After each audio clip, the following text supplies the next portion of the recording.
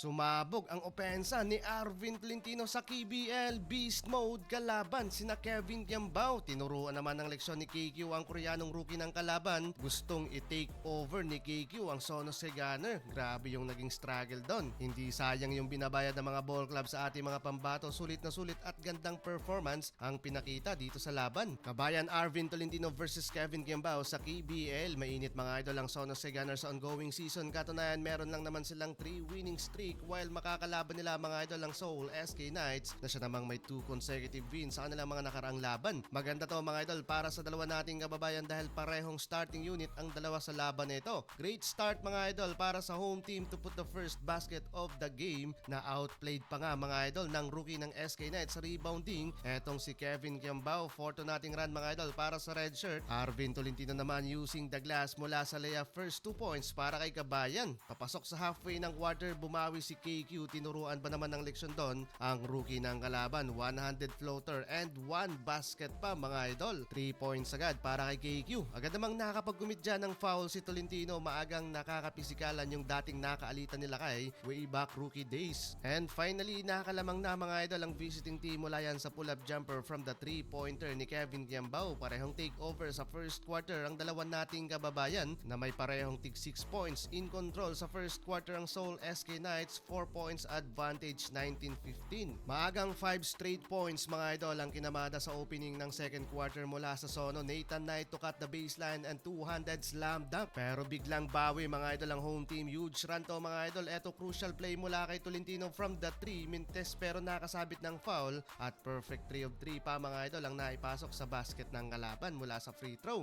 Sa transition abante pa mga idol sa 6 na puntos ang lamang ng SK Knights. May init mga idol sa field goal. Etong si Tolentino na may early 11 points na. Pero eto pa, ayaw pa ring paawat mga idol. Sulit ang bayad ng SK Knights kay kabayan. Open 3-pointer, lobo na sa double digit ang kalamangan doon. Anyari mga idol ka na Kevin Kiambao, maagang nag-collapse ang kanilang opensa at depensa. Struggle malala si kabayan na buhatin ang Sono. Tambak malala ng 18 points ang Sono sa first half. 48-30, 21 points na kay Arvin Tolentino while 6 points pa rin mga idol kay Kevin Kiambao. Second half ng third quarter, nagsisimula ng mag-angas doon mga idol ang rookie ng SK Knights while si Arvin Tolentino still doing some damage sa kalaban from offensive rebound and put back to basket. Mamaw mga idol from 6 points, naigalaw na din mga idol ni KQ ang kanyang scoring mula sa second chance opportunity beyond the arc. Pero kung sisilipin sa stat sheets, sobrang alat ni KQ dyan, shooting 2 of 7 from the 3-pointer and 3 of 10 mula sa field. Pati fans mga idol ng Sono frustrated sa nangyayari sa kanilang kupunan. Halos ayaw na ding maibaba pa sa 20 points ang lead dito ng SK Knights. Kaya sa dulo ng laban dahil sa malaking advantage, panalo mga idol ang home team while new career high to ni Arvin Tolentino sa KBL.